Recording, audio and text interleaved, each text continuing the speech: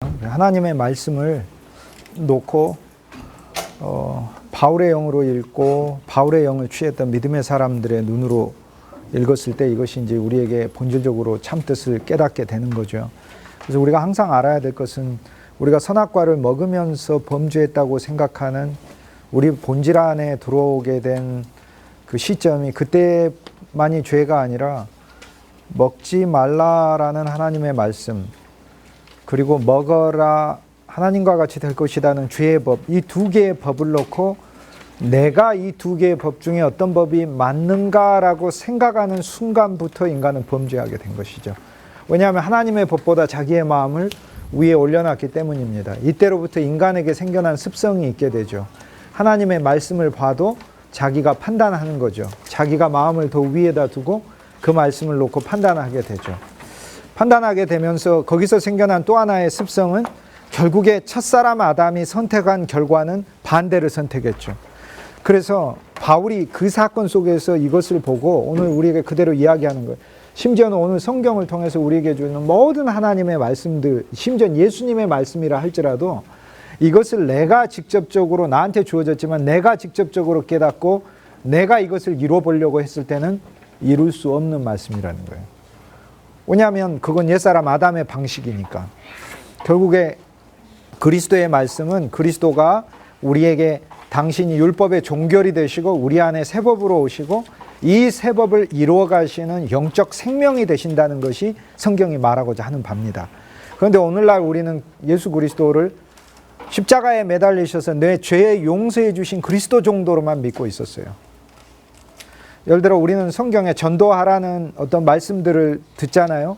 근데 그 말씀을 들을 때마다 이게 내 안에 은혜가 넘치지 않으면 전도를 못한다는 그 깨달음 속에 자기 자신을 아래로 두지 않아요. 단지 이것이 나한테 하라 하지 말라라는 명령의 계명으로만 이해하지 내 안에 전도할 수 있는 내적 생명이 넘치지 않고서는 할 수가 없는 거예요. 그 다음에 이 전도를 그리스도가 해 주실 때에만 그리스도가 하는 전도가 되는 거죠. 내가 전하는 말과 행동에. 그렇다면 목회자는 전도하라는 율법을 전하는 자가 아니고 전도할 수밖에 없을 만큼 그리스도 예수를 사랑하는 마음이 생겨나는 은혜를 전해줘야 되는 거고 이 전도를 그리스도가 하신다는 그리스도께 맡기는 편안함과 안식의 마음을 줘야 되는 거죠. 이게 그물을 오른쪽에 던지는 겁니다. 그물을 왼쪽에다가 계속 던지면 왼쪽은 율법인데 계속 던지면 자기도 이루지 못하는 거를 상대에게 말하는 바가 되는 것이죠. 그래서 우리가 그런 점을 생각해야 됩니다. 불이라는 단어에 대해서 로마서 1장 29절을 루터가 이렇게 설명합니다. 그리스도 본문은 불법이 가득한이 아니라 불의로 가득한 것이다 라고 원문에 기록되어 있다. 불의와 불법 사이에는 다음과 같은 차이가 있다. 불의는 불신앙의 죄, 즉 의의 결핍이다. 이 의는 믿음에서 오는 것인데 로마서 1장과 마가복음 마지막 장 다른 여러 곳 성경에서 말하는 바와 같이 믿는 자는 의롭고 믿지 않는 자는 한마디로 의롭지 않아요.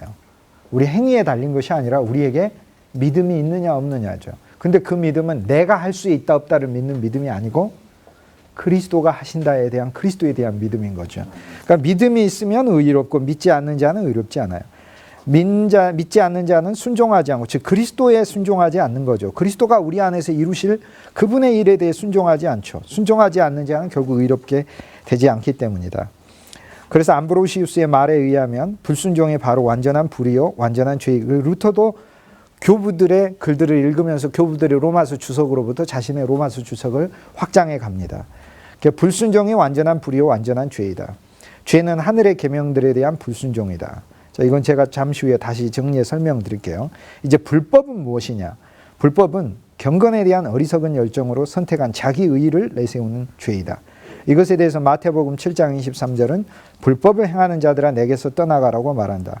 비록 같은 곳에서 그리스도의 이름으로 행한 그들의 위대한 일이 언급되지만 한마디로 불법이란 예수님의 이름으로 한다 할지라도 내가 해야 하는 의무를 등한히 하고 내가 보기에 옳다고 생각하는 것을 행하는 것이 그러니까 틀린 일을 행했다고 하는 게 아니라 자기가 생각하기에 옳다고 행하는 일을 행하는 것이 오히려 예수님이 보셨을 때는 이것이 불법이라는 것이죠. 그러므로 불법이라는 말은 관계적이고 비교적인 것으로 사용된다. 예를 들어 참된 의와 자기 의를 비교할 때 사용된다. 자, 이건 무슨 말이냐면 불의라는 말은 하나님의 의라는 단어는 디카이오스죠. 의라는 단어죠. 근데 헬라어에서는 아를 들어가게 되면 부정형이 돼요. 아니다가 들어가. 아는 아니다가 되니까 아디카이오스, 아디키아가 되는 거예요. 아디키아. 불의. 그러니까 이거는 불의가 되겠죠. 아를 붙이게 되면. 그 다음에 법이라는 것은 법, 율법 다 같은 단어예요. 노머스니까 노미야 법이죠. 그러니까 R을 붙이게 되면 법이 아니게 되니까 이거는 불법이 되는 거죠. 자, 법이라는 것은 우리가 이야기할 때 문자로는 율법이죠. 그러나 그 문자의 율법이 지시하는 바가 뭡니까? 성경이 자꾸 모세와 선지자가 지시하는 것이 무엇이냐? 그리스도라고 얘기하잖아요. 그럼 모세와 선지자가 지시하는 것이 그리스도라고 할 때 모세, 즉 율법이 지시하는 게 그리스도입니다. 율법은 뭘 이야기하냐면 본질도 그리스도를 말하는 거. 쉽게 얘기해서 율법에 말하는 많은 사랑들 어떻게 이루어요? 그리스도가 우리 속에 오셔서 이루시는 사랑이고 그리스도를 사랑하는 게 사랑의 완성이고 율법이 사실 말하고자 하는 바도 그리스도죠.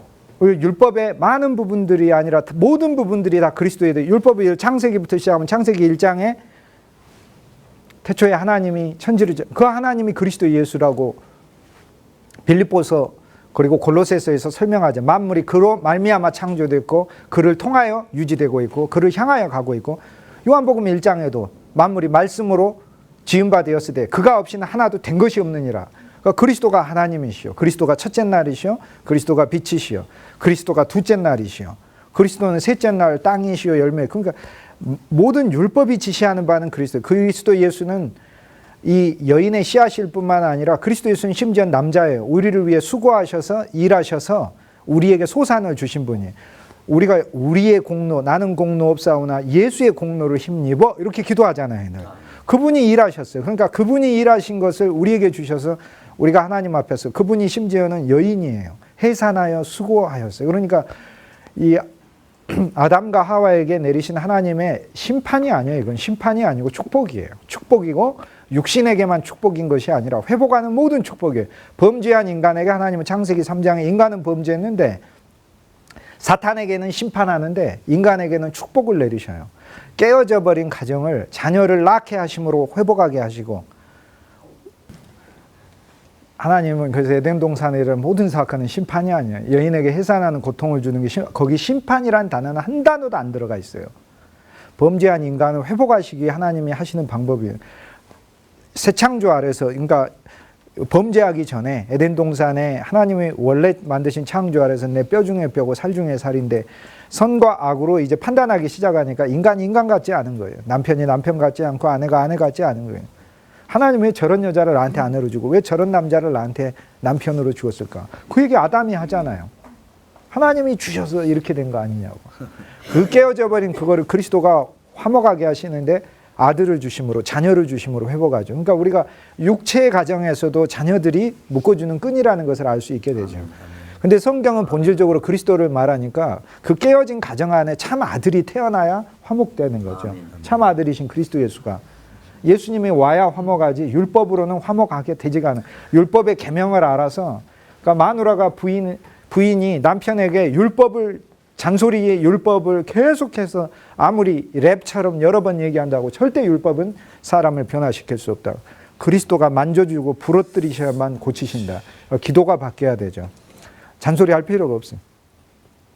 근데 사실 해도 돼요. 왜냐하면 하라고 했으니까 성경에 율법을 가르치고 율법은 죄를 깨닫게 하려면. 그러니까 부인이 잔소리를 할 때는 그 잔소리가 남편에게 율법을 주어서 남편의 죄를 깨닫게 하는 것에만 의미가 있는 거지 변화시키려고 하는 것은 교만한 거예요. 이건 그 스스로 변화도 안 되고 내가 주는 율법으로 변화도 안 돼요. 그 율법을 그리스도가 중보자로 취해서 남편에게 이룰 때 고쳐주는 것이다.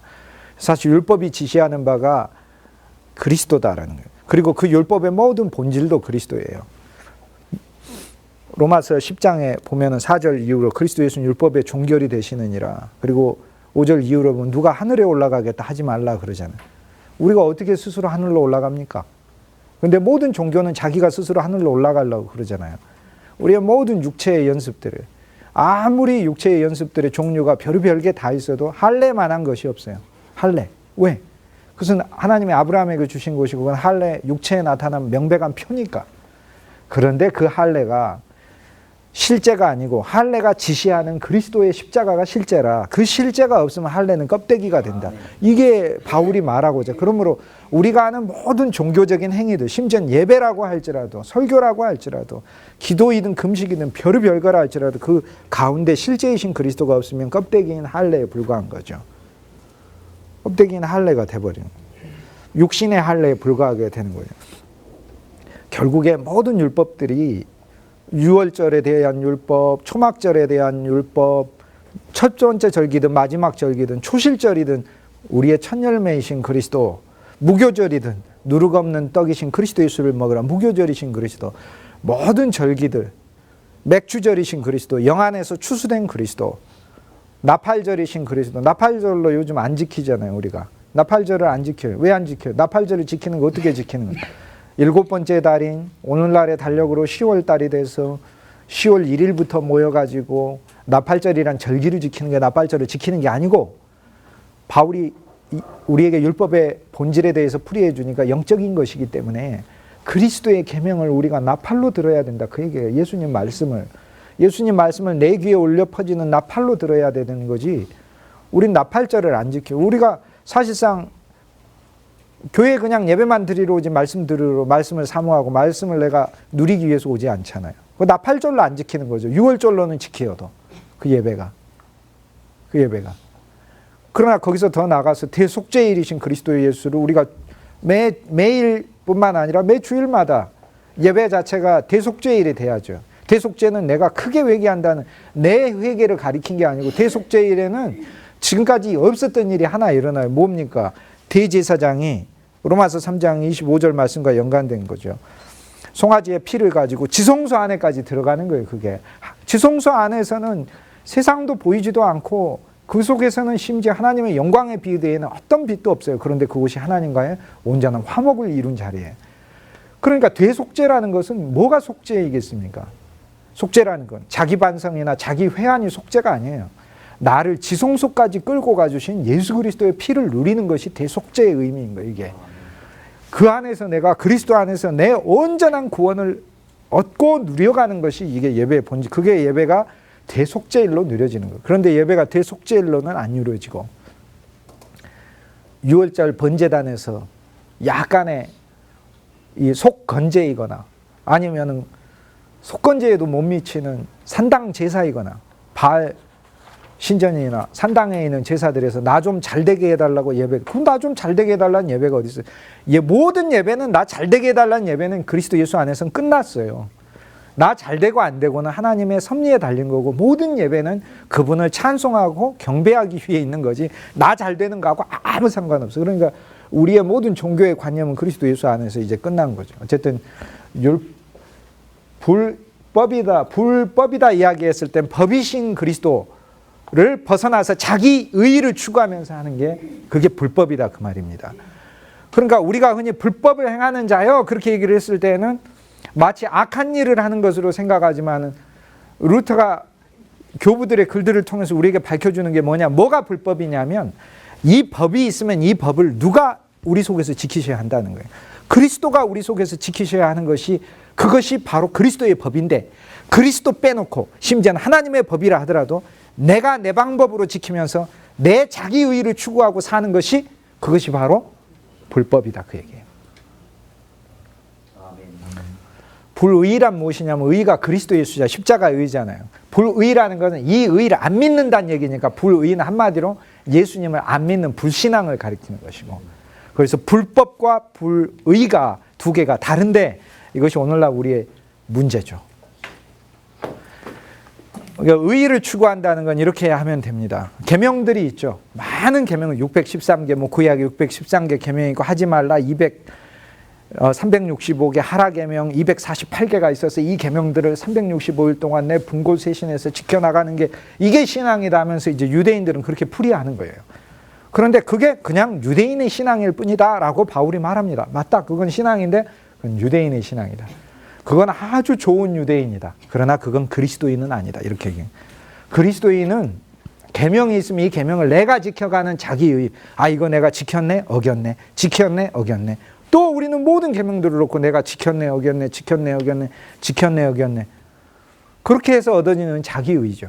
자기의인데 자기의도 못 이루고 결국에 자기 불법이, 자기 불의가 생기는 거고, 예수님의 의를 안 믿으니까, 자기 의를 믿으니까 첫째 불이고, 그 다음에 예수님의 법이 있는데 생명의 법을 따라 사지 않으니까 불의에 더해가지고 불법으로 하고 있는 거죠.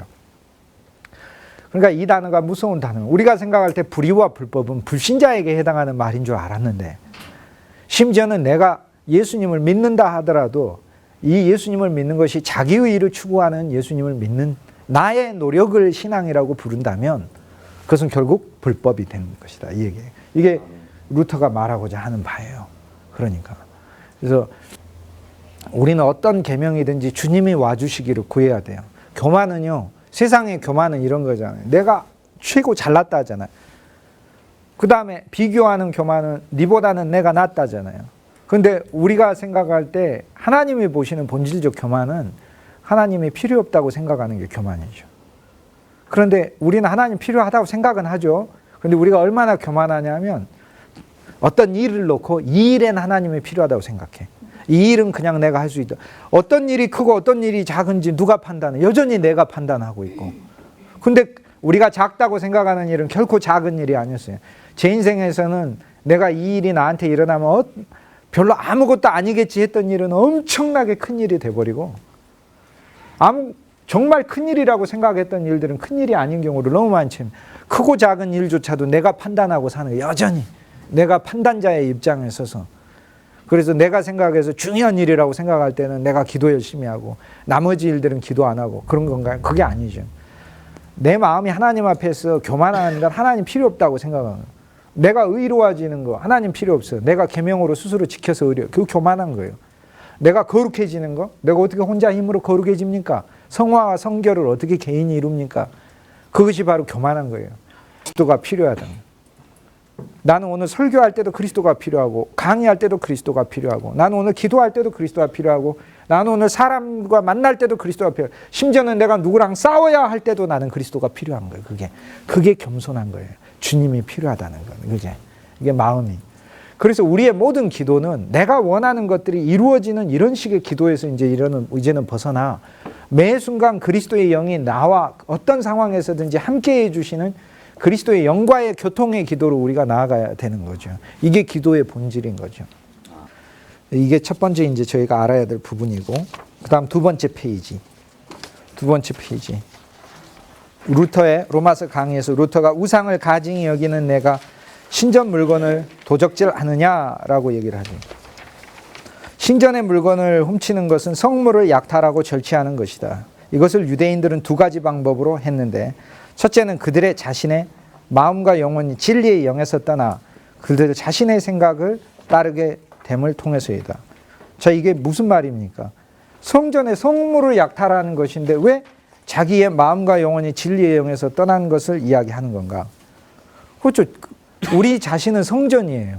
그런데 우리 자신이 진리이신 그리스도에게 속하지 않고 우리 자신이 스스로 진리를 떠나서, 진리의 영에서 떠나서 내 생각을 가지고 따르게 되면 하나님께 속해 있던 것이 하나님의 것이 되지 않고 세상 것이 되게 함으로 내가 도적질하는 것이다, 이 말이에요. 그러니까 우리가 생각하는 방식으로만 여기 도적질을 해석하지 않는다는 것을 알고 있습니다. 두 번째, 매우 거룩한 성경의 문자와 말들을 사용을 하지만 잘못된 의미로 성경을 쓰면서도, 성경의 문자와 말들을 사용하면서도 잘못된 의미로 왜곡시켜서 영적인 우상을 주조하고 새기게 될 때 도적질하는 일을 하는 것이다 라고 루터가 얘기하죠. 그러니까 우리가 종교인으로 사는, 하나님의 계명을 놓고 내가 혼자 지키고 사는 것이 신앙이라고 생각하는, 그리스도 예수는 영이요 생명으로 지금 내 안에서 필요가 없다고 생각하고, 나의 문제도 내가 스스로 해결해 보려고 그러고, 마음의 문제든 심리의 문제든 영의 문제든 환경의 문제든 육체의 문제든 그리스도는 필요 없고 내가 혼자 해결해 보겠다고 생각하고, 이 환경은 아주 심각하니까 예수님 필요한데, 이 환경은 내가 혼자서, 그것도 교만인 것이고 자기가 판단하고 있잖아요. 이게 심각한지 안 심각한지조차도. 내가 하나님의 것인데, 하나님의 내 존재 자체가 성전인데 내 존재 자체가 진리에 속하지 않고 거짓된 것을 취함으로 도적질하고 있는 거죠. 나 자신을. 이게 루터가 말하고 있는 첫 번째고, 그 다음 두 번째는 성경 말씀은 본질, 문자와 그 말씀 자체의 글자에 속한 것이 아니라 영에 속하고 하나님께 속해 있는데, 이것을 하나님께 속해 있고 그리스도께 속해 있고 영에 속해 있는 말씀을 그 속한 위치에서 풀이하지 않고 이것을 자기 방식대로 풀이해야 하는 것이 도적질하는 것이다. 이것이 신사 물건을 도적질하는 것이다. 이렇게 풀이하잖아요. 그래서 에스겔 16장에 말하는 바와 같이 내가 준 금은 장식품으로 너를 위하여 남자 우상을 만들어 행음하며, 그래서 이 하나님의 말씀을 가지고 그리스도 아닌 영적인 우상을 내 속에 주조하고 새겨버린다. 그 얘기예요. 오히려 영적인 우상. 우리는 왜 내가 예수님 믿습니까? 어떤 신비주의는 자기가 거룩해지기 위해서 예수님 믿어요. 내가 거룩해지는 것, 그것도 기독교가 아니죠. 바울은 내 안에 그리스도가 조성되는 거라, 나는 십자가에서 끝났고 진짜 내 본질이 내 안에 그리스도가 조성되는 거라 내가 잘 되고 안 되고도 실은 관심이 없는 거예요. 내가 잘 되고 안 되고, 내가 거룩해지고 안 거룩해지고, 내가 신비롭고 안 신비롭고, 이것조차도 관심이 없는 거예요. 자기 안에 어떤 영적인 우상이 이거 자체가 도적질을 하는 것이죠. 하나님의 진리를 도적질하고 성전 자체를 도적질을 하는 것이다. 그래서 성물절도란 이스라엘 백성이 금과 은을 취한 일인데, 내가 준 금과 은 장식품으로, 금과 은은 구약에 보면 가장 아름답게 쓰여졌을 때, 성전을 지을 때 가장 아름답게 금과 은이 쓰여지죠. 그런데 이 금과 은은 물질적인 금과 은을 가리킨 게 아니라, 금은 예수 그리스도의 생명을 가리키고 은은 그리스도 예수 안에서 단련된 은혜를 의미하는 거예요. 그런데 예수 그리스도의 생명과 하늘의 생명과 이 생명이 우리에게 은처럼 그리스도의 구속을 통해 재련되고, 은은 왜냐하면 예수님 팔리신 가격 아닙니까? 그러니까 은은 그리스도의 팔림을 통해서 우리에게 온 것이죠. 그런데 이 우리에게 온 금과 은이 하나님 안에서 영적 보화를 가리키지 세상의 금과 은이 아닌데, 이것을 세상의 금과 은인 것처럼 생각하고 말씀을 왜곡시키는 것도 이것도, 그래서 세상을 사랑하게끔 만드는 것도 우상을 새기는 것이다, 그 말이에요. 이것이 도적질을 하는 것이다. 하나님 말씀을 도적질하는. 오늘날 많은 설교들이 오히려 하나님 말씀을 도적질해서 설교한다는 사실을 루터의 글을 통해서 우리는 보아야 되는 거죠. 나는 얼마나 성도들의 마음속에 세상에 있는 금과 은을 사모하게끔 만들어버리는가. 참 금과 은의 실제가 그리스도 예수의 그분의 생명과 은혜임에도 불구하고 오히려 나는 그것을 그들에게 집중시키지 못하고 오히려 세상을 만들게 하고 그들 속에 자기라는 우상을 더 새기게 하고 세상을 사모하는 형상들을 만들게 함으로 본래 그리스도께 속하고 본래 하나님께 속했던 진리의 말씀을 도적질해버린 것. 이것이 성전의 물건, 옛날 개혁 성경을 하자면 신사 물건을 탈취하는 것이다 라고 루터가 풀이하는 거예요. 다시 말해 이것은 더 나쁜 것은 우상숭배이다. 우상숭배란 금과 은을 가지고 죽어있고 움직이지는 않고 서있기만 하는 우상과 상을 만드는 것이다. 다시 말해 그들이 확고하게 붙잡고 그들의 마음의 성전에 심어두는 관념, 이것이 바로 우상이라는 본질이다. 그들은 문자적으로는 우상을 싫어해요. 문자적으로는 싫어하죠. 우리도 문자적으로는 타종교들은 싫어하죠.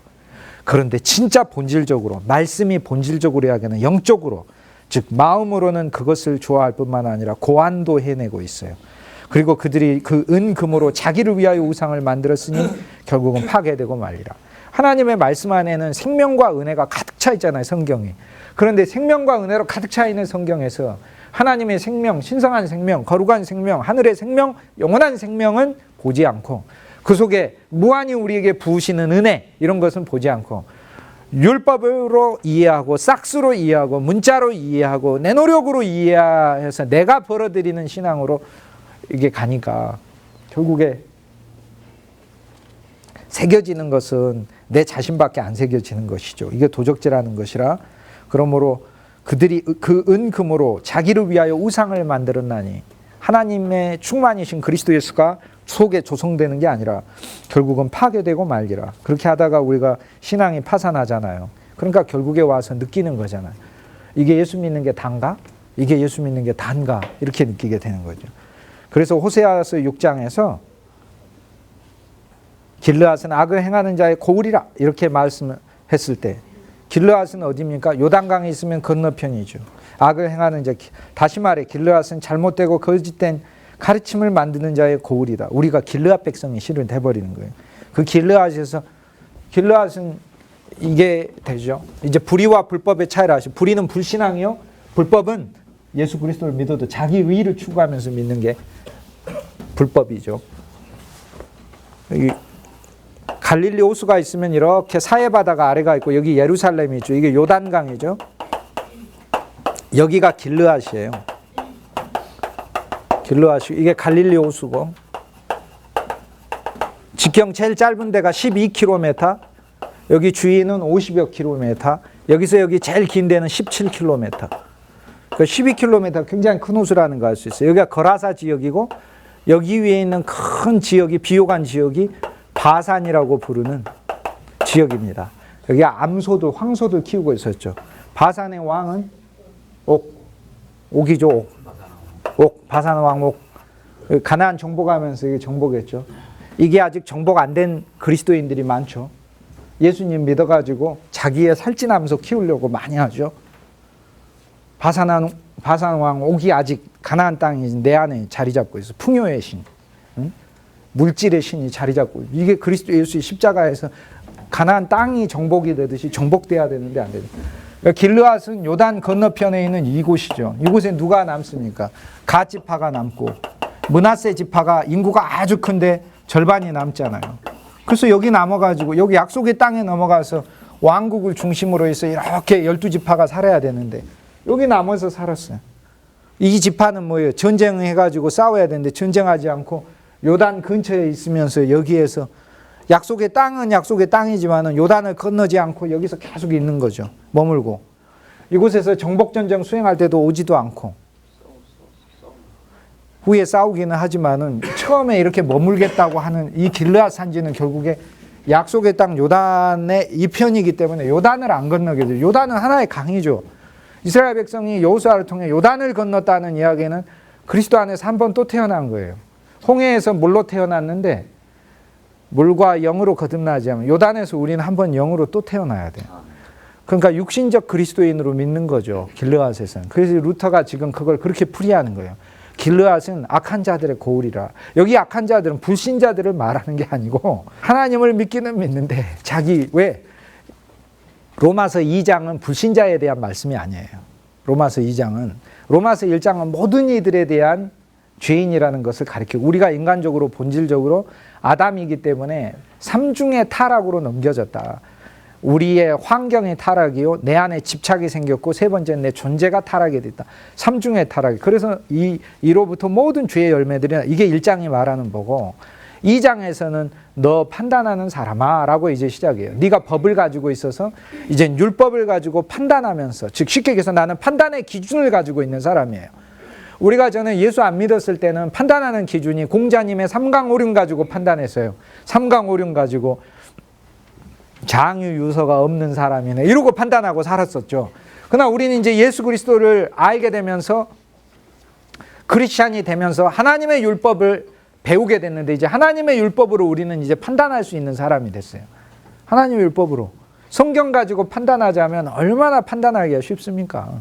성경 가지고 판단하죠. 성경 가지고 판단하면 모두가 사랑이 없는 자죠.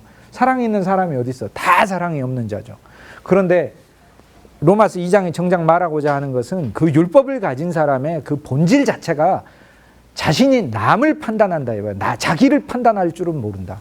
자기를 판단할 줄은 모른다. 그래서 로마서 2장은 본질적으로 믿는 유대인에 대한, 육신적 유대인에 대한 말씀이에요. 쉽게 얘기해서 우리가 그리스도 예수를 믿되 내가 법이 돼서 믿고, 내가 하나님의 법보다 내 마음을 더 높이 놓고 내가 스스로 지킬 수 있다, 이길 수 있다 이렇게 생각하고 믿고, 하나님의 모든 구약의 율법들을 문자와 계명으로만 이해를 하면서 영과 생명으로 이것을 취하지 못하고 믿을 때 나타나는 현상들에 대해서 로마서 2장에서 공개해 주고 있어요.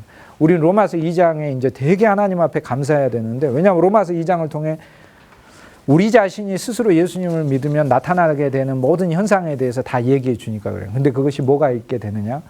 진짜 본질을 우리가 도적질해 버린 것이다 라고 성경이 말하고 있는 거죠. 그래서 루터가 하는 말이 길르앗은 악을 행하는 자의 고울이라. 즉 사도 바울이 로마서에서 말하고자 하는 바는 그들이 잘못된 생각을 만들어내기 때문이 아니고 성경에 거짓 의미를 부여하기 때문에, 즉 거룩한 것을 훔치기 때문에 이들을 성물 절취자라고 비난한다 라고 이야기를 하는 겁니다. 자, 로마서 2장에서 우리는 중간 단계로 사는 그리스도인이 될 때, 자, 이 중간 단계를 이야기한 사람들이 많죠. 파스칼도 그랬고 키르케고르도 그랬죠. 그렇게 이야기하면서 첫째는 뭐 자연인이다 그런데 내추럴 맨,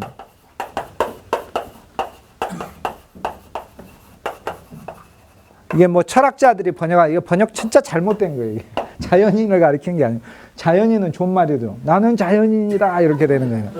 그게 아니라 여기서 이거는 본성을 가리켜. 네이처는 본성.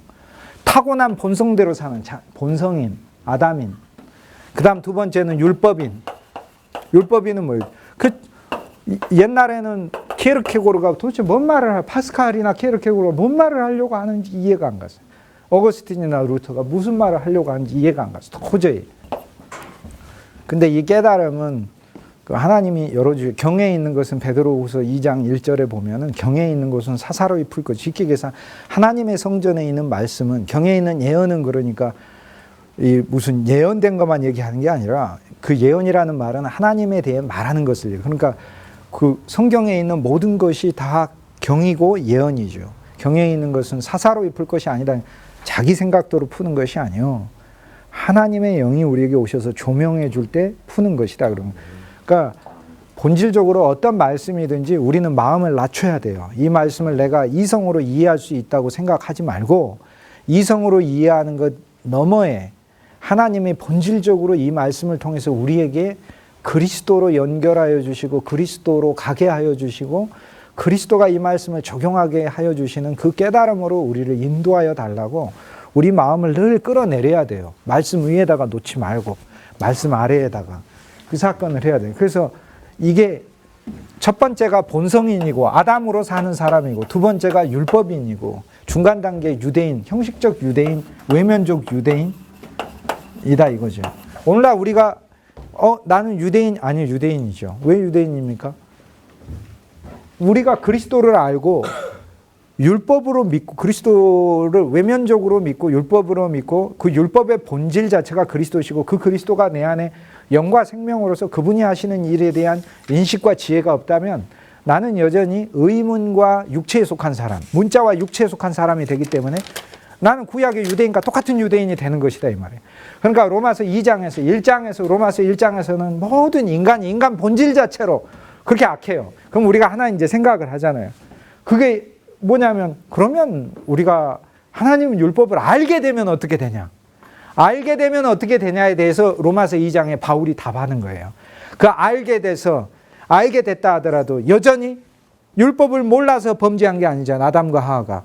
먹으면 정령 죽으리라를 몰라서 범죄했습니까? 먹으면 죽으리라는 하나님의 법과 먹지 않으면은 먹어도 내가 하나님과 같이 될 것이라는 사탄의 법 사이에서 자기가 판단함으로써 쉽게 얘기해서 판단하는 자가 됨으로써 범죄가 시작이 되고 거기에서부터 인간의 타락이 시작이 됐으니까. 그러니까 결국에는 하나님의 계명을 어떤 계명이든지 예수님의 말씀이라 할지라도 예수님이 내 안에서 영과 생명으로 예수님 말씀 겸손하라, 낮아져라, 모든 사람을 사랑하라, 이웃을 섬겨라 하는 그 말씀조차도 내가 이 계명을 직접 지킬 수 있다고 생각하는 것이 아니라 이 계명을 지키기에는 내가 너무나 극악한 죄인 본성을 가지고 있기 때문에 계명에 반대되는 본성을 가지고 있기 때문에 이 법을 알아도 내가 지킬 수 없는 본성이 있기 때문에 또 알아서 지키려고 해도 내 육체는 너무 그리스도를 대적하고 육체는 너무 약하기 때문에 나에게는 그리스도의 영과 생명과 은혜가 더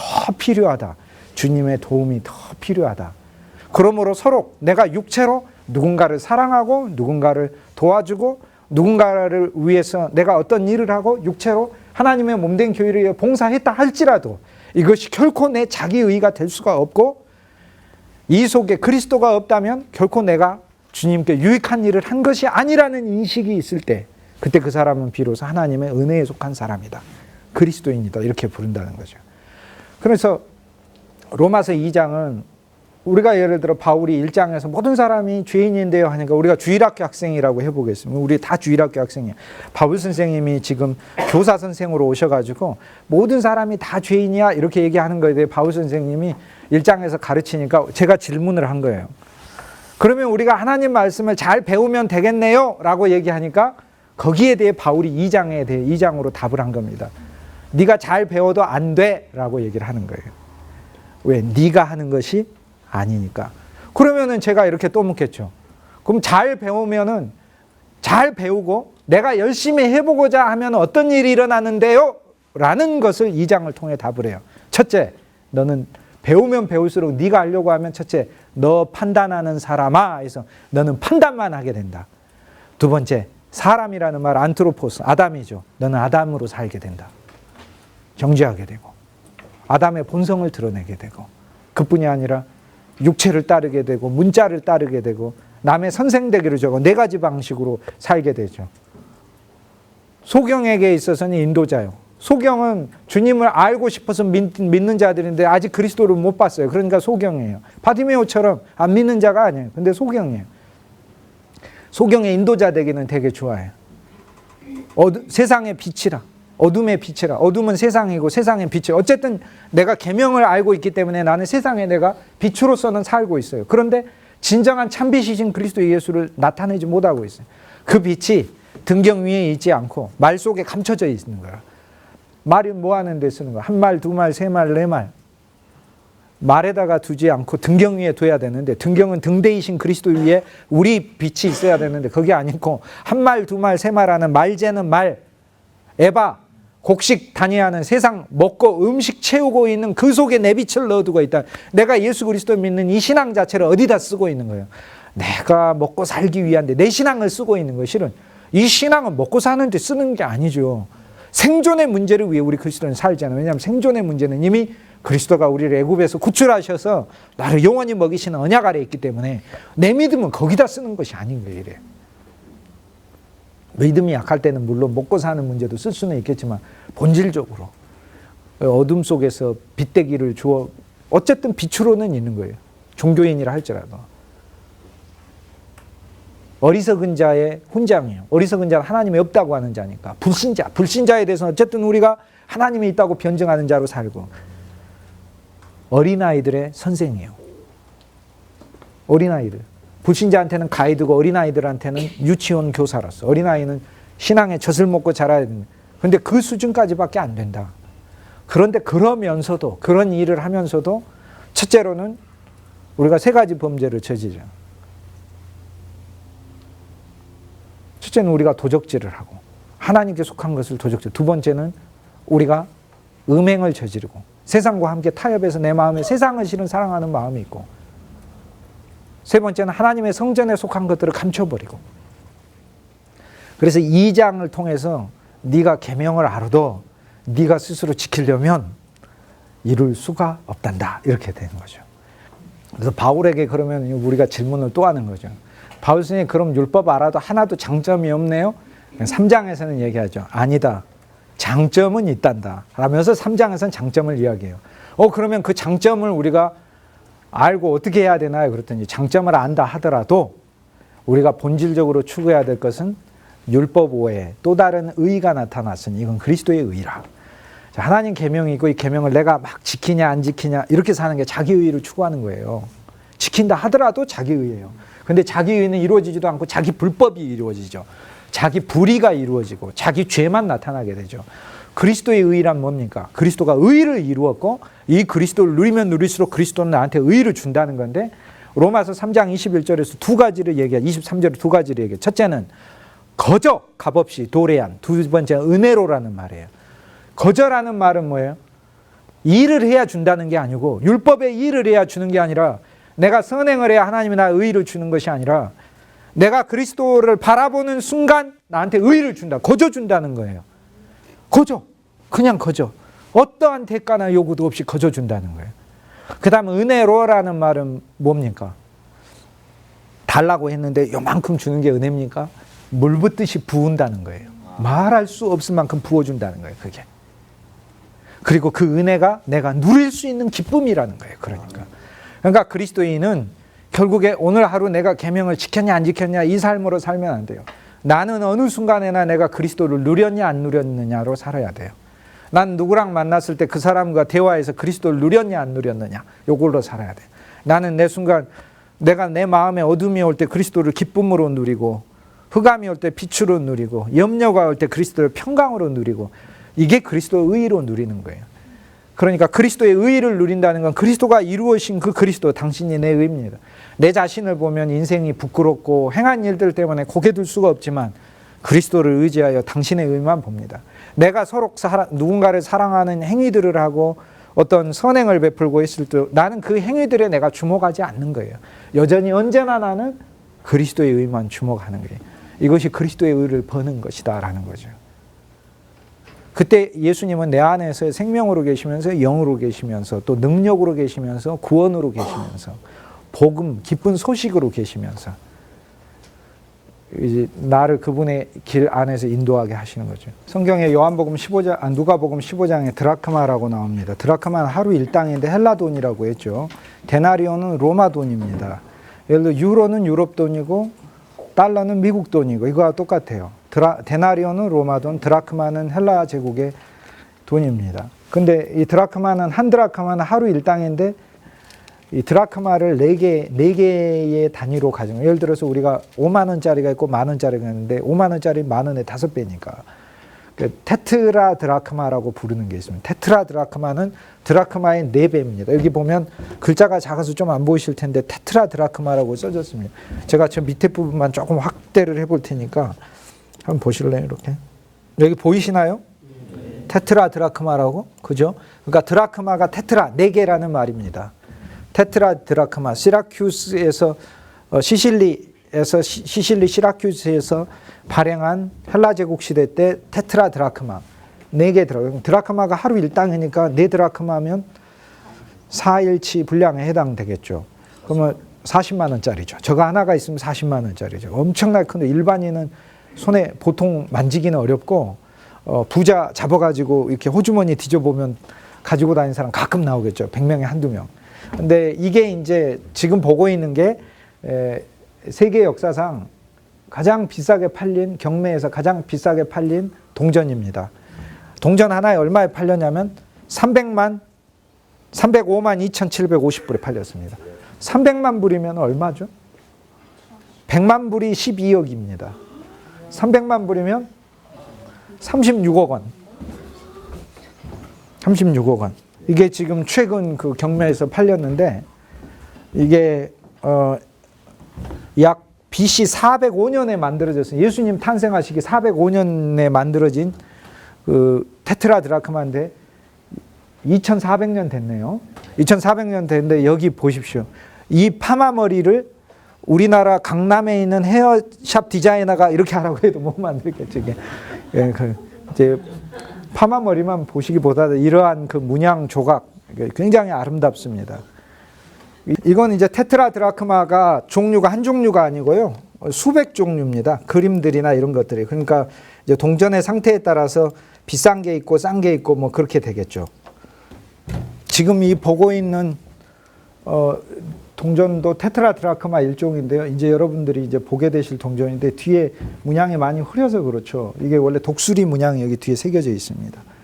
독수리 문양이 있고 이 얼굴들이나 이런 것들이 윤곽이 정확하고 완벽하고 그렇다면은 이 동전 가격이 보통이 아니겠죠. 근데 이제 셀류키드 왕조, 알렉산더 대왕 죽고 나서 그 시리아 쪽에 세워진 셀류키드 왕조의 이 소위 안티오코스 7세가 펴낸 동전인데 이때가 130년대, 140년대 동전이에요. AD 130, 아니 BC 130년, 140년.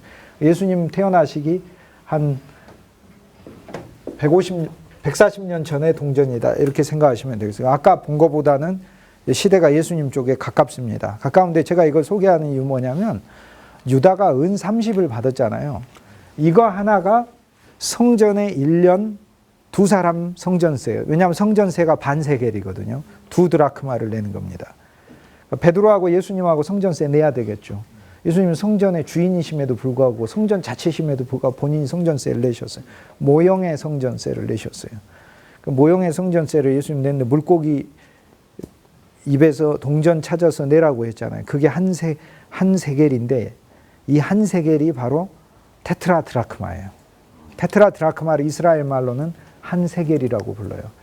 그래서 성전에서 유다가 은 30을 받은 것은 이 테트라 드라크마를 30개를 받은 것이라는 것이에요. 이게 바로 이 테트라 드라크마입니다. 동전이 바로 그 동전이 순은입니다. 순은인데 저게 30개가 있으면 예수님을 파는 거죠. 그러니까 개당 40만 원 꼴이니까 예수님 가격이 가룟 유다의 눈엔 1200만 원짜리로 보였던 거죠. 예수님의 가격이 다르다고 제가 말씀드렸죠. 사람마다. 우리가 예수님을 산 가격이 다 다르죠. 예수님 얼마 주고 샀는가. 그리고 처음 예수님 믿을 때 우리는 사실 예수님 정말 싸게 샀어요. 그런데 예수님을 믿다가 보니까 예수님이 1200만 원짜리로 보여서 1300만 원짜리 예수님 말고 다른 거 얻으면 금방 예수님 버려버릴 수도 있겠죠. 근데 신앙이라는 건 그리스도를 자기 자신을 다 팔아 샀을 때 더 이상 잃어버릴 수 없는 게 되죠.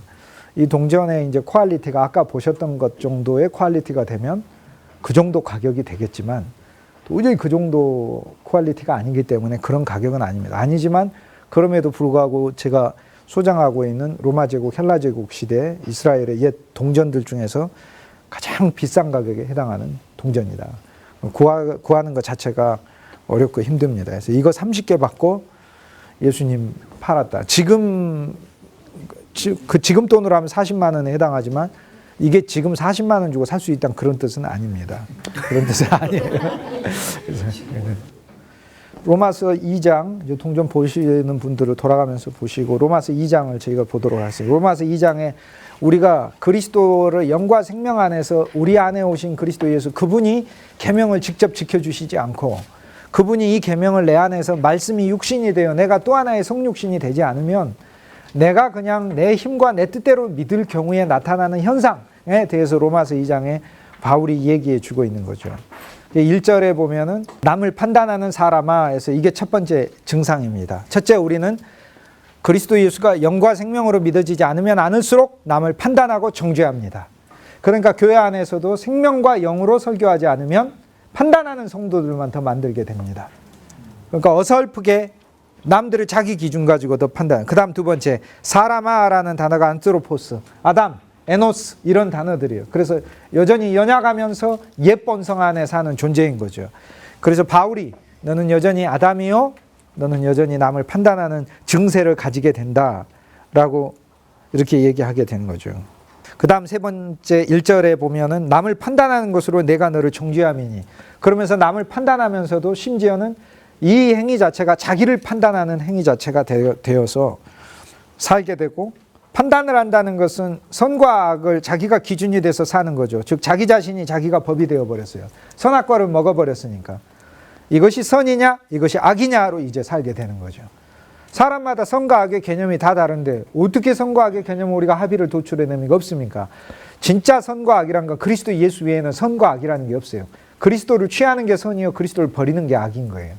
그 그리스도가 사랑으로 나타날 때만 선이요, 그 그리스도가 심판으로 나타날 때는 악인 거예요, 우리에게. 왜냐하면 우리도 멸망하는 거니까. 그러니까 결국에 선악과를 먹었다는 것은 사람이 선과 악으로 사는 것이, 이제 더 이상 나는 선과 악으로 살지 않죠. 모든 일에 선과 악으로 살지 마세요. 옳다 그르다로. 상담 심리하면 하나 배우게 되는 참 좋은 게 하나가 있어요. 나한테 일어나는 모든 일을 선과 악의 관점으로 안 보니까 좋은 거 하나는 있어. 그 일을 왜 이 나쁜 짓을 범해는 이렇게 안 보니까 그거 하나는 참 좋은 게 있어요. 그것이 일어난 본래적인 다른 것에서 이유를 찾으니까. 판단하면서 하는 것은 자기가 선악과로 사는 거기고 자기가 법이 되는 거죠. 로마서 2장에서는 중간 단계 유대인 특징이 나타나 1절에 첫째 아담으로 사는 거, 그 다음에 두 번째는 판단하며 사는 선악과로 사는 거. 이제 이거를 늘 적용하셔야 됩니다. 누구랑 만나서 어떤 문제에서든지 선악과로 다투지 마세요. 선악과를 서로 먹으면서 다투지 마세요. 선과 악의 관점에서 옳고 그르다로 하지 마세요. 옳고 그르다로 하면은 살 수가 없어요. 요셉이 옳고 그르다로 살았으면 형제들을 봤을 때 어떻게 가만둘 수가 있어요? 가만둘 수가 없지. 옥에 가두었는지? 아니에요. 한 명을 가두었죠. 누구를 시므온. 시므온을 가둔 것도 실은 시므온을 처리하는 데 목적이 있지 않아요. 누구를 데려오라고 했으니까 베냐민을 데려오라고. 그럼 베냐민을 데려오는 건 누구한테 타격을 주는 거죠? 아버지 야곱. 그러면 왜 요셉은 베냐민을 결국에 타겟으로 했는가? 이 모든 일이 우리 형님들이 이렇게 나한테 원한을 품게 된 건 아버지의 편애 때문이다. 그 얘기. 아버지의 편애. 아버지의 편애가 부서지지 않고서는 이 형제들의 갈등이 해결되지 않는 거예요. 그러니까 아버지가 아직도 베냐민 싸고 있고, 옛날에 나 요셉이 색동옷 입고 날 돌봤듯이 내가 없어지고 나니까 아직도 베냐민 싸매고 있고, 가나안에서 애국까지 먼 길 곡식 구하러 오는데 그 힘들고 험한 길 형제들은 오는데 아버지는 베냐민 안 보내고 따뜻하게 여전히 돌고, 그 아들들의 마음속에 얼마나 그게 한이 있었겠어요. 아버지 야곱은 천성으로 사니까 천성으로 살아서 믿음에 살지만 천성으로 살잖아요. 율법인과 본성인과 율법인과 은혜인이 세 개가 우리 안에 계속해서 같이 나오잖아요. 이게 야곱이잖아요. 그 천성으로 속이는 거, 천성으로 자기 선호들을 따르고, 하나님의 경륜은 레아를 통해서 유다를 통해 그리스도 예수가 나오는 건데 자기의 선호는 라헬이잖아. 라헬. 자기의 선호를 따라 살고, 그 선호를 따라 사는 삶이 얼마나 갈등을 낳고, 그러니 아버지가 종에게서 태어났다고 옛날에 홍길동이처럼 아버지를 아버지라 부르지도 못하고 차별을 뒀잖아요. 옷에다가 차별을 두고 얼마나 행동에는 차별을 뒀겠어요. 첩의 자식이다, 종의 자식이다 그러면서 갓과 아셀, 단과 납달리, 빌하니까 라헬에게서 났다. 히읗자로 이렇게 하시면 되고, 그러니까 실바는 레아의 첩이겠죠. 실바니까 시읒자에서 갓과 아셀에서, 갓과 아셀은 같이 외워야 돼. 그래야 외워져. 12아들 할 때 레아의 12아들은 먼저 외우고, 그 다음에 레아의 첩이 실바니까 실바에게서 갓과 아셀 이렇게 나오고, 라헬의 첩이 빌하니까 히읗으로 해가지고 빌하에게서 단과 납달 이렇게 같이, 그러면 12명이 외워져요. 그거 외워야 돼요. 그래야 혼동이 안 돼요, 성경이. 어쨌든 하나님 말씀에서. 그런데 빌하의 자손 단과 납달리는 억울하게 거기서 소외받고, 갓과 아셀도 소외받고, 단과 납달리 얼마나 소외받았어요. 그런데 나중에 야곱이 창세기 49장에 변화돼 가지고 모든 걸 변화되는, 요셉을 만나 또 변화되잖아요. 그리스도를 만나 또 변화되는 걸 가리키는데, 변화돼서 납달리 보고 뭐라고 칭찬하는 줄 알아요? 갓과 아셀 보고 칭찬, 그거 보면 납달리 뛰노는 사슴이다. 그리고 납달리 보고 거기서 그의 미래를 축복해주고, 요셉 외에 다른 자식들 보면 너는 당나귀다, 네가 늘 언제나 고개를 숙이고 주인의 짐을 졌도다. 그러니까 아버지가 그때 돼서야 이제 아들이 보이는 거예요. 말없이 묵묵하게 일했던 아들들이 그때서야 보이는 거예요. 그 베냐민을 안 내놓고 있으니 모든 아버지의 편애가 있는, 요셉은 시몬을 가둔 게 시몬의 죄만 처리한, 시몬 한 면에서 죄예요. 한 면에서 죄인데 하나님은 우리에게 죄를 처리하시는 것만이 아니라 죄를 처리함으로 요셉이신 그리스도 예수를 통하여 시몬은 죄 대신 그리스도 예수를 가리켜요. 로마서 8장 2절 죄 없는 자를 죄로 여기시고, 고린도 후서 5장 21절 죄 없는 자를 죄가 되게 하시고, 시몬은 죄가 되신 그리스도, 요셉은 통치자 그리스도, 용서하시는 그리스도. 유다는 뭐 하고 있어요? 거기서 유다가 중보하고 있잖아요. 중보.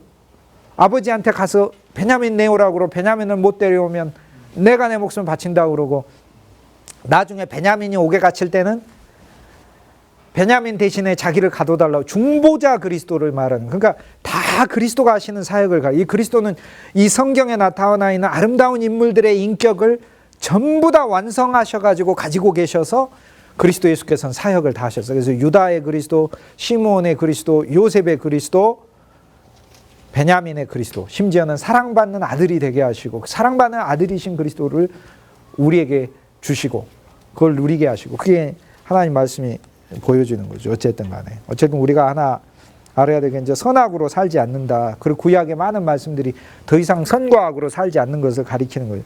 창세기 38장에도 유다가 보면은, 유다가 아둘람 사람이랑 살았다. 아둘람이라는 뜻이 뭐냐면 정이라는 사람이에요. 그러니까 철로 역정을 우리가 요즘 그리스도는 안 읽잖아요. 30-40년 전만 해도 철로 역정 많이 읽었는데, 철로 역정에 사는 사람 주인공 이름이 크리스티안 아닙니까? 기독인 이름이 기독이야. 그러니까 뭐한 사람인지 알겠죠. 기독인이 친구가 둘 있는데 하나는 허영이고 하나는 겸손이에요. 그거 얼마나 쉬워요, 얘기가. 그러면은 허영이하고 겸손이하고 누구하고 오래 친구해야 되겠어요? 네? 허영이하고 영원히 변치 말고 누구하고요? 겸손이하고. 사실 그렇게 쓰여져 있어요. 기독인이 사는 성의 이름은 디스트럭션, 장망성이다. 장차 망할 성이에요. 성 이름이 장망성이에요. 그거 어떻게 해야 되는 거예요? 벗어나야 되는 것이지. 이게 사실 성경이 이런 구조로 쓰여졌어요. 어떻게 쓰여졌어요? 창세기 38장에 유다가 형제들을 떠나 이놈들 보니까 첩의 아들들, 아주, 그리고 같은 레아에게서 낳았다 하더라도 아주 못된 아들들. 유다는 신앙이 있거든요. 율법인이거든. 그러니까 판단해서 봤을 땐 살 수가 없어요. 아둘람 사람에게 갔더니, 아둘람이란 뜻이 뭔 줄 알아요? 철로역정식으로 얘기하면 유다가 정의의 마을에 갔더니라는 거예요. 자기 의로 옳게 사는 사람들의 마을에 갔다. 그 얘기는 이제 자기 의로 살았다, 떨어져 살았다, 이렇게 되는 거예요. 그런데 그곳에서 살다가 아내가 죽었어요. 자기의 영혼이 죽어버렸어요. 그리고 무슨 일이 일어나요, 거기서? 그러니까 외롭잖아요. 괴롭고 육신적인 연약함, 혼적인 연약함, 영적인 가난들이 동시에 생겨. 그런데 그것을 무엇으로 해결을 해? 그래서 이 창기를 만나가지고 해결을 했는데, 문제는 그 창기를 만나 하룻밤을 보내는데 그리고는 돌아오죠. 그런데 그 창기는 바로 자기 며느리 다말이었지 않습니까? 그러니까 자기는 그 숨은 죄가 있으면서 며느리 다말이 나중에 남편 둘을 다 잃고 나서 셋째 아들 주지도 않으면서 며느리 다말이 아이를 가졌다 이렇게 얘기를 듣고는 그를 불태워버리라고 얘기하잖아요. 그를 불태워버리라니까 며느리 다말이 이 물건의 임자로 내가 아이를 가졌으면 그 물건 자기지 누구예요? 그러니까 그때 뭐라고 합니까? 저는 나보다 옳도다 이렇게 얘기하죠. 하나님 유다를 꺾으신 거예요. 그게 뭘 자랑하겠어요? 이게 은혜인이 되는 거예요. 그때부터 은혜인이 되는 거예요. 율법인에서 은혜인이 되는 것이다 라는 거죠. 그래서 창세기 2장에서는 율법인으로 우리가 살 때 내 노력과 내가 법이 되어 살고 하나님 법을 내가 알아도 내가 법일 뿐 아니라 하나님 성경을 내가 알아서 내가 스스로 지키고 내가 스스로 그리스도의 영과 생명 아래서 은혜 아래서 이 법을 지켜나가는 것이 없이 이 법을 은혜 아래서도 내가 지키는 게 아니라 그리스도가 생명이시라는 얘기는 그분이 나를 주장하셔서 이것을 내 안에서 이루어 가시는 거예요. 그 전까지는 내가 뭐 해야 돼요? 은혜를 누려야 되죠. 은혜를 알아야 되고 구속과 구원이 넘치게 해줘야죠, 속에. 그래야 저절로 전도를 하지. 전도하라 율법만 계속 선포하니 어떻게 전도를 합니까? 율법으로 어떻게 사람이 변합니까? 그리스도가 우리를 구원하셨다는 사실을 이야기. 예수님이 어디에서 요한복음 4장에 사마리아 여인 보고 동네에 들어가갖고 동네방네 얘기해라는 한 얘기 아니고 없어요. 대화하다 말고 물동이를 놔두고 달려가는 거지. 물동이가 뭐예요? 자기 수고 아닙니까? 자기 수고. 자기가 물 길른 수도를 놔버렸어요. 왜? 내 안에 야곱의 우물이 설치가 돼버렸잖아요.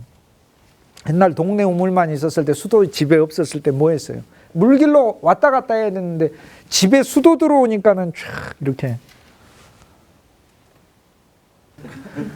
그리스도가 야곱의 우물에 물길로 온 이 여인이 그리스도를 야곱의 우물로 만나 그 여인의 마음속에 야곱의 우물이 설치가 되어버렸으니 자기 이거를 내려놓게 되는 거예요. 그리고 저절로 가서 이야기를 하는 것이죠. 그래서 3절에 세 번째 이제 특징을 보면 1절에 판단하면서도 같은 악한 일을 행한다. 1절에 그렇게 얘기하잖아요. 3절에 보면 이런 일을 행하고도 판단 안 하고도 남을 판단하면서도 정작 같은 일을 행하는 사람이 돼버릴 수밖에 없다는 거예요. 그러니까 왜 같은 일을 행하냐라고 바울이 꾸중하는 것 같지만 실은 바울이 이 말씀을 통해 우리가 우리 힘으로 하나님의 계명을 내 스스로 지키고 살려고 하다 보면 남을 판단하면서 동시에 같은 일을 행하는 사람으로 저절로 되어버린다라고 얘기를 하는 겁니다. 그 다음에 4절에 하나님의 인자하심을 알지 못해요. 하나님이 인자하셔서 내가 회개하기 위해 나를 오래 참고 있다는 사실을 깨닫지 못해요. 하나님의 인자하심을 알지 못하고 길이 참으심의 풍성함도 실은 멸시하고 살고 있어요. 그 다음에 2장 5절에 보면 고집과 회개하지 않, 고집이 더 세져요. 종교인으로 살면 정말 고집이 세져요. 하나님의 종은 고집이 세서 안 돼요. 부러져 버려야 돼요. 고집이 강한 사람은 고집이 강한 환도뼈가 돼가지고 있으면 안 돼요. 부러져야 돼요. 분이엘의 전역이 필요해요. 야복강에서 하나님 만나서 내 고집이 부러져 버려야 돼요. 고집과 회개치 아니한 마음, 회개 안 해요. 겉으로는 회개하지만 회개란 그리스도를 바라보는 것이 회개인데 모든 일에 그리스도를 바라보지 않아요. 회개란 메타노이아, 내 마음을 그리스도께 돌리는 게 회개라는 유다의 회개로 생각하시면 안 돼요. 베드로 회개하고 유다의 회개하고 틀려요. 우리가 인간적으로 말하면 베드로는 좀 뻔뻔해. 유다처럼 그냥 내가 진짜 잘못했어 몸 던져버리. 근데 그게 아니에요. 주님은 회개가 뭐냐면 그리스도가 오시는 거예요. 오시는 그리스도를 다시 맞아들이는 게 회개인 거예요. 이게 오시는 그리스도를 맞아들이는 게 회개지. 내가 진짜 잘못했으니까 내가 목숨으로 내 목숨값을 내놓게 하는 거, 그거는 회개가 아니에요. 그게 오늘날 우리는 인간적 종교의 회개를 생각하면 돼요. 그래서 회개치 아니한 마음이 있고, 이게 특징이에요. 8절에 보면은 당을 지어 진리를 쫓지 아니하고, 첫째 당을 짓고, 당을 짓는다는 건 자기 이득이에요. 종교를 믿게 되면 기독교가 하나가 안 돼요. 자기 이득을 따라서 계속 분파로 나뉘게 돼요. 그 다음에 진리를 쫓지야. 진리는 그리스도 예수, 참이신 그리스도 예수를 쫓기보다 모형을 쫓게 돼요. 진리의 반대는 이 비리나 어떤 그 거짓이 진리의 반대가 아니라 모형이 반대인 말이에요. 참 자체의 반대는 모형이죠. 그래서 여기 참돈이 있고 모형돈이 있고 이러듯이 예수 그리스도는 진이에요. 참 진짜 알레테이아, 실제라는 말이에요. 진리는. 그래서 참을 쫓기보다는 모형을 찍고, 그 다음은 불의를 찍고, 불의를 쫓아다니고, 하나님 없는 것을 쫓아다니고, 불신앙을 쫓아다니고. 8절에 이것이 율법신앙의 특징이죠. 당을 짓고 자기 이득을 추구하고 실은 불의, 하나님을 믿지 않고 믿기를 거부하고 이렇게 사는 거죠. 유대인의 모습이 그러하다 이 말이에요. 우리가 외면적 유대인으로 살면 이러한 모습밖에 없다라는 거죠. 실은 모든 인간이 그렇다는 거예요. 그러니까 우리가 추구해야 될 의의는 우리 안에는 없다, 그런 얘기죠. 그 다음에 환난과 공고가 9절에 있고, 그러면서 정작 각 사람의 영에는, 근데 영이 아니라 숫게, 혼이에요. 혼. 마음에는 환난과 공고가 있어요. 평강과 기쁨이 없어요. 그 사람 속에는. 예수 그리스도가 생명의 주사를 우리 마음에 놔주셔서 감정도 마비가 좀 돼야 되고, 우리 생각도 머리에다가 생명의 주사를 놔주셔야 염려가 딱 사라지게 돼요. 우리가 어느 정도 수준까지 하나님의 말씀을 공급할 수 있어야 되냐면, 내가 은혜와 평강을 전할 때 은혜와 평강이 사람들에게 영으로 넘쳐 생명의 주사로 놔줄 수 있을 때까지, 그래야 염려가 이렇게 마비가 되면서, 염려가 없어지는 건 염려가 마비되는 거죠. 그래서 환난과 공고가 있으리니 첫째는 유대인이요 또한 헬라인이다, 이렇게 얘기했어요. 그러니까 헬라인과 유다인을 문자로 해석하면 안 되죠. 우리는 왜냐하면 문자로 해석하면 헬라인하고 유대인만 그러면 징계가 있고 나는 한국인이니까 징계가 없게 되겠네. 그럼 할렐루야 아멘이 되는 거죠. 그러니까 그렇죠. 헬라인하고 유대인에게만 징계가 있고 나는 한국인이고 와 할렐루야 아멘, 한국인은 아니다, 이렇게 돼버리는 거죠. 그렇죠. 아멘입니까 혹시? 아멘. 여기서 성경이 말하는 유대인은 하나님의 율법을 알았어요. 얼마나 좋은 일입니까? 근데 알고 자기가 노력으로 지켜나가려고 하는 거, 이루어질 수 없는 일을 하려고 하는 거, 그래서 의의를 쌓으려고 하는 거. 내가 의인인 건 그리스도가 날 위해 죽으셨으니까 의이고, 내가 그리스도 안에서 새 존재로 만드셨으니까 의라는 주님의 의의를 취하지 않는 자, 이게 유대인이고, 헬라인은 뭐예요? 세상 지혜를 추구하고 사는 사람이게 헬라인. 우리는 이게 다 두 가지 면의 우리 아닙니까? 우리는 한면 세상에서 출세하고 성공하기 위해 엄청난 달인의 기술을 갖기 위해서 세상에 교육이 시키니까, 헬라인은 세상에 사는 우리가 지혜로 살자고 하는 걸 말하고, 유대인이란 하나님 율법으로 살자고 얘기하는 거죠. 헬라인은 지혜를 구한다. 그렇잖아요. 그러니까 어떤 일에서든지 놀라운 지혜를 구하죠. 달, 별, 천체, 지구, 물리, 건축, 예술, 얼마나 지혜로워요. 세상의 모든 교육은 헬라인 만드는 거죠. 최고의 지혜자가 되기 위해 최고의 기술과 재능을 가지고 살기 위해. 그렇죠? 그런데 유대인은 뭘 구한다고 했죠? 표적을 구한다고 했죠. 그 말씀이 도대체 무슨 말? 유대인 표적을 구한대요. 표적인데 첫째, 긍정적으로 생각하면 되게 좋은 거예요. 왜냐하면 표적은 하늘의 것에 대한 표적이니까 수준이 조금 틀려요. 헬라인은 세상 지혜를 구하니까 어떻게 하면 세상을 내가 지혜롭게 살고 성공할까, 여기 목적이 있고, 유대인은 표적을 구하기 때문에 하늘의 하나님이 나한테 나타나는 것이 무엇일까 보여주는 표적을 구한다 이 말이에요. 표적. 그러니까 되게 좋은 삶이죠. 그런데 실제를 안 구하죠. 표적은 실제를 지칭하는 건데 실제를 안 구해요. 하늘의 실제. 쉽게 얘기해서 우리가 결혼 반지가 있으면 반지는 표적이에요. 표적, 표징, 결혼의 표징이에요. 그러면 반지를 잃어버리면 결혼을 잃어버린 건가요? 이제 반지를 잃어버렸어. 막 눈물을 펑펑 흘리면서 이제 결혼을 잃어버렸네. 해가지고 여보 도장 찍으세요. 이제 우리 결혼은 끝났어요. 그건 표적일 뿐인 거예요. 그냥 결혼을 상징하는. 그런데 유대인은 뭐를 추구합니까? 실제를 추구하는 게 아니고 뭘 추구합니까? 표적을 추구한다. 예수님이 참성전이세요. 그런데 참성전을 추구 안 하고 참성전의 표적인 솔로몬 성전, 수르바벨 성전, 헤롯 성전 그 모형을 추구해요. 예수님이 참양이세요. 참양이신 건 추구 안 하고 참양의 표적인 이 양, 6월절 그냥 동물양 이것만 해요. 그러니 예수님이 참양으로 예루살렘 거리를 돌아다녀도 아무도 그리스도 예수를 나의 참양으로 실제로 추구하려고 한 사람은 없고 세상에 이처럼 비극이 어디 있어요. 참양이 있는데 그 옆에서 모형의 양을 수십만 마리 잡아서 6월절을 지키고 있으니 얼마나. 그래도 예수님은 그 양의 믿음 안에서 간접적으로 자기를 지시한다고 생각하시니까 받아주고 계시는 거예요. 간접적으로. 그러니까 언제까지나 모형을 보면서 사진 보면서 생각하는 거예요. 실제를 누리지를 못하고. 유대인은 표적을 구하나 실제를 구하지를 못하고 표적을 구하나 우리 그리스도인은 십자가 뿐이로다 이렇게 되는 거예요. 십자가는 내가 끝난 것이고 그리스도만 남는 것이니까 십자가 뿐이다. 그래서 2장에 있어서는 악을 행하는 즉 우리가 종교인으로 살 때 환난과 공고가 우리에게 있고 이것이 첫째는 유대인에게 있고 두 번째는 헬라인에게 나타난다. 이 말은 우리가 차라리 계명을 모를 때 세상사 그럼 제일 불쌍한 게 유대인이에요. 육신의 유대인이 아니라 중간에서 예수 믿는 사람이 제일 불쌍해요.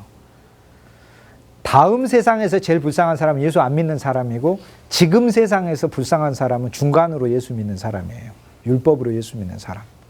그 안에 평강도 없고 실제도 없고 기쁨도 없고 표적만 구하고 있는 신앙 돼버리고 외적인 것만 아는 신앙이 되고 장님되어 있고 그렇다고 율법을 계명을 알았기 때문에 어설프게 세상도 못 누려요. 못 누려. 그러면서도 세상을 사랑하는 마음 아직 주님이 제거해 주지 않아갖고 여전히 세상에 또 끌리고 살고 이것도 아니고 저거 세상에서 제일 불쌍한 사람은 예수 어설프게 믿는 사람이에요. 불신자가 아니에요. 이 세상에서 제일 불쌍한 사람은 그런 사람. 여기 유대인이에요. 그래서 첫 번째 유대인에게 있는 거예요. 환난과 공고가. 두 번째 헬라인에게 있는 거고. 그러나 선을 행하는 각 사람은 10절에 선을 행하는 그리스도 예수를 본질적 선으로 추구하는 그 선을 행한다는 것이죠. 그건 제가 지난 시간에 이미 말씀드렸고 저가 내게 좋은 일을 좋은 일을 선행이란 건 우리가 그리스도께 우리를 붓는 일이 선행이에요. 13절에 율법을 듣는 자가 의인이 아니고 오직 율법을 행하는 자라야 의롭다 하시거든. 율법을 행한다는 이야기는 참 율법이신 그리스도 예수를 우리 안에 믿음으로 취하는 게 율법을 행하는 거예요. 이것을 율법을 이루는 거고 율법을 받아야 돼요. 왜냐하면 모든 율법은 그리스도를 향하고 있고 그리스도를 증거하고 있기 때문에 그렇죠. 14절에 율법이 문자의 율법이 없을 때 어떤 계명에서 문자의 율법이 없을 때는 뭐 하게 되냐면 그때는 자기가 자기에게 율법이 돼요. 그러니까 이방인은 자기가 이제 율법이 돼요. 하나님의 말씀의 기준을 못 찾으면 자기 생각으로 하게 돼요. 자기 생각으로 사는 거. 그러나 그리스도인은 생명이 법이 돼요. 그래서 생명의 법으로 산다. 이렇게 돼요. 이건 내 법이 아니에요. 생명의 법이에요. 이제 생명의 법은 내가 이해할 수 없는 일도 나로 하여금 복종할 수 있게 해주시는 거예요. 그 다음에 17절에 보면은 유대인이라 칭하는 내가 그리스도인이라고는 스스로 이야기를 난 하나님을 믿는다 라고 스스로는 이야기를 해요. 그리고는 문자의 율법을 의지하고 이 특징을 가지고 문자의 율법을 의지하고 그 다음 하나님을 자랑하고 하나님을 자랑합니다 우리가. 그래서 18절에 율법의 교훈을 받아요. 이것도 우리가 하고 있는 일이죠. 그리고 하나님의 뜻도 알아요. 지극히 선한 것을 좋게 여겨요. 쉽게 얘기해서 천국, 소망, 영생, 구원 이런 것도 우리가 좋게 여겨요. 그렇게 하고 그 다음에 19절에 우리가 하나님의 율법 안에 살게 될 때 있는 장점들을 열거는 하고는 있어요. 율법에 있는 지식과 진리의 규모도 가지고 있어요. 어느 정도 틀도 우리에게 있어요. 그리고는 4가지 역할을 우리가 하기를 되게 좋아해요. 첫째 소경의 인도자, 두 번째 어두움의 빛. 소경은 예수님을 추구는 하되 관심은 있대 진리를 아직 못 본 사람이 소경이고 어두움의 빛이란 건 세상 속에 그리스도인이 어쨌든 율법인으로 있어도 그는 하나님의 법을 알고 있으니까 빛으로 있는 거예요.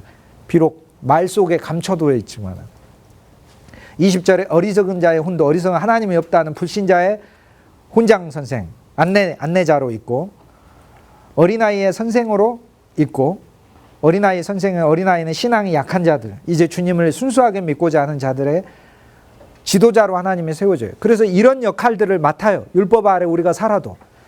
그렇게 맞지만 그럼에도 불구하고 21절에 아까 우리가 보았던 세 가지 일들을 여전히 우리 속에서 하고 있다. 첫째, 진리를 도적질하고 있고, 우리가 우리 속에 여전히 세상을 좋아하는 마음 속에 살고 있고, 그러면 내가 세상을 좋아하는 마음을 살고 있으니까 내가 세상을 좋아하는 마음을 안 가져야 되겠네라고 하는 것 자체가 또 하나의 율법을 적용하는 것이다. 이 일들을 내 안에서 그리스도가 이루어 주셔야 한다는 거죠. 그러니까 그래서 루트가 이야기하는 건, 너는 너 자신이 너를 구원할 수 없다는 사실을 알고 언제나 하나님의 은혜를 구하라. 은혜를 구하라. 심지어는 세상을 사랑하지 않는 마음조차도 그리스도가 내게 조성해 주도록 그럼 은혜를 구한다는 얘기는 그분이 얼마나 은혜로우신가를 알아라. 네가 그리스도를 생각할 때마다 그분은 놀라운 의의로 너와 함께 하시고, 그분의 영과 생명을 부으시고, 영원히 나를 구원하시고, 너를 영원히 정죄치 아니하시는 그분의 따뜻한 모습으로 대하는 그분을 생각해라. 그래서 우리는 더 이상 종으로서 일하지 않고, 종으로 일한다는 건 무서워서 벌벌 떨어서 내가 이만큼 일하면 밥 주겠지, 내가 이만큼 일하면 싹 주겠지. 종으로 일하면 우린 자녀라. 자녀는 사랑해서 하는 것이고, 그런데 자녀는 내가 태어났다는 내가 생각이 들어야 내가 자녀로 일을 하고, 태어났다는 생각도 안 드는데 어떻게 하겠어요? 이제 그 정도의 영적인 깨달음까지 갈 정도로 우리가 하나님의 말씀을 그렇게 공급해야 되겠죠. 그래서 그런 세 가지 일들, 그 다음에 음행한다, 세상 것을 사랑하게 되고, 그 다음에 하나님께 속한 것을 감춰둔다. 도적질과는 또 다른 의미의 감춰둔다. 그러니까 진리를 이신 그리스도를 말씀 속에서 드러내지 못하고 기껏해서 얘기하는 게, 모세 얘기는 모세 얘기고, 다니엘 얘기는 다니엘 얘기고, 느헤미야 얘기는 느헤미야 그리스도를 가리키는 거잖아요. 우리가 성벽을, 참 성전과 성벽을 세울 때 우리 힘으로 못 세우니까 그리스도가 오셔서 우리를 위로하시고 먹이시고 도와주시는 자로 오신다는 이야기잖아요. 모세가 율법이신 그리스도이가, 그러나 예수님은 율법이시면서도 모세가 뭐였어요? 이 백성을 위하여 중보하고 엎드리었듯 우리를 위하여 중보하고 엎드린다는 것이고, 기어코 우리하고 함께 하신다는 거 아니에요. 그러니까 여호수아 그리스도가 다 이제 실제 그리스도 예수, 그분을 보지 못하고 감춰둔 것에 대해서 이야기하고, 그 다음에 23절에 보면 율법인으로 살면 율법은 자랑합니다. 자랑하는데 정작 나타나는 결과는 우리가 율법을 범하게 돼서 하나님을 욕되게 만들어요. 이것이 오늘날 저의 모습이고 한국 기독교의 모습이고, 그렇게 얘기할 수 있죠. 24절에 기록된 바와 같이 하나님의 이름이 너희로 인하여 이방인 중에 모독을 받아요. 그러니까 실은 하나님의 복음을 모르는 사람들이 우리가 율법인으로 살면 결코 그리스도인들을 존경할 수가 없어요. 그리스도인들이 선과 악으로 살지 않고, 직장에서도 선과 악으로 살지 않고, 옳으냐 그르냐로 판단하는 자로 살지 않고, 모두가 하나님의 긍휼과 사랑이 필요하고, 모두가 내 섬김이 필요한 사랑의 대상으로 보고, 이것을 내 노력으로 이룬 게 아니라 내 안에 영과 생명이신 그리스도 예수가 나에게 은혜를 물붓듯이 늘 부으셔서 내 삶의 모든 것이 하나님이 주신 감사의 선물이라는 그 마음속에서 바라볼 때, 그때 비로소 이루어지는 일이다 라고 얘기하는, 그때 하나님은 찬송을 받으신다, 이방인 중에서. 그 얘기를 하는 거죠. 25절에 율법을 행한 즉 할례가 유익하나, 율법을 행한다는 얘기가 무슨 얘기입니까? 여기서 율법을 행한다라는 말은 문자의 율법을 지키는 전체를 이야기하는, 이건 불가능한 거죠. 근데 둘 중에 하나를 예수님은 말씀하신, 문자의 율법을 다 지키든 불가능한데, 그러면 나를 믿어라. 내가 율법의 마침이니까 날 믿는 것 자체가 율법을 네가 마친 것이다 되는 거니. 그러니까는 결국에 율법을 지키는 건 그리스도 예수를 언제나 믿음 안에서 우리를, 그리스도 예수 그분을 믿는 거죠. 그분이 날 의롭게 하실 거고, 그분이 날 변화시킬 거고, 그분이 오늘 내게도 은혜와 생명과 영을 주실 것이고, 그분을 믿는 거죠. 그것이 율법을 행하면 할례가 유익하다. 여기서 이제 할례를 자랑하게 되는 그리스도인이 나타나는데, 할례 외적 표징이죠. 표징은 실제를 가리킨다고 했잖아요. 그러니까 유대인은 항상 할례를 추구하는데, 표적을 추구하는데, 표적이 가리키는 본질인, 즉 외적 육적 할례가 가리키는 영적 할례인 십자가, 내 마음을 주님이 잘라주시고 내 육체를 주님이 잘라주셔서 이제 더 이상 나는 육체를 위해 사는 자가 아니잖아요. 내가 잘되고 안되고를 위해 사는 자가 아니잖아요. 그게 할례 받은 그리스도인이고, 그러니까 오늘날 우리들은 외면적인 종교의식, 할례는 외면적 종교의식의 메인 그리스도인이 아니고, 내면적인 영적 실제를 이루어가는 그리스도인이 되는 거. 그거를 25절 이후로는 이제 얘기를 하게 됩니다. 그래서 의롭다 하는 인간의 대표적 방법이 자기 의를 추구하는 방법의 문자의 율법으로 자기 노력으로 지키는 것, 그 다음에 행위에서는 할례, 이 두 가지를 예로 드는데 이것을 통해서는 의를 이룰 수가 없다. 율법인으로 우리가 살 때는 문자를 주장하게 되고 27절에 보면 무할례자가 율법을 온전히 지키면 비록 우리가 외적인 어떤 것들이 지켜지는 게 없다 하더라도 율법은 온전히 그리스도 예수죠. 그리스도 예수를 우리 속에 갖게 되면, 소유하게 되면 의문과 할례, 문자와 할례를 가지고, 외적 할례를 가지고 율법을 범해요, 실은. 그러니까 그리스도 예수를 거부하는 너를, 종교인을 판단하지 않겠느냐. 오히려 그리스도인으로 사는 자들에게 나중에 우리의 율법인의 우리의 모습이 판단받게 된다. 오히려 그들에 의해 수준 낮은 신앙으로 인정될 수밖에 없게 된다라고 얘기하죠. 그러니까 율법인의 특징은 의문을 좋아하고 할례를 좋아하고 육체의 할례니까 육체에 속한 예식들을 좋아하고 하는 것이죠. 그것이 바로 종교인. 그래서 우리가 이제 1장에서 모든 사람이 다 죄인이라고 바울 선생님 가르쳐 주니까 그래서 제가 질문을 한 거다 이 말이에요. 손 들고. 바울 선생님, 그러면 우리가 하나님 말씀을 열심히 배우면 되겠네요? 이렇게 하니까 바울 선생님이 아주 착한 학생이에요. 아주 질문이 좋았어요. 이렇게 하더니 좋기는 한데 알아도 네 혼자 힘으로는 지킬 수 없어. 만약에 알고 네 혼자 힘으로 노력하면 너는 이런 20가지 여기 제가 이야기한 게 20가지 20가지 증상이 나타나. 너는 선생 되기는 좋아하는데 정작 지키지는 못하고 소경된 자들의 인도자라고 자랑은 하면서도 너 안에 내적 실제가 없게 되고 문자 붙들게 되고 그리스도는 모르게 되고 영과 생명을 알지 못하게 되고 외면적인 것에 집중하게 되고 육체의 할례, 종교적 예식, 의식 이런 거에만 집중하게 되고 그 안에 있는 내적 실제를 못 보게 되는 그리스도인이 된다라고 얘기하는 거예요. 그러니까 제가 그 얘기를 듣고 이제 충격을 받아서 알겠습니다. 그러면 하나도 좋은 것은 없습니까? 라고 물으니까 3장에 대답을 해줘요. 바울 선생님이. 좋은 거? 있지? 라고 얘기를 해줘요. 그 좋은 것은 뭔지 다음 주에 저희가 보도록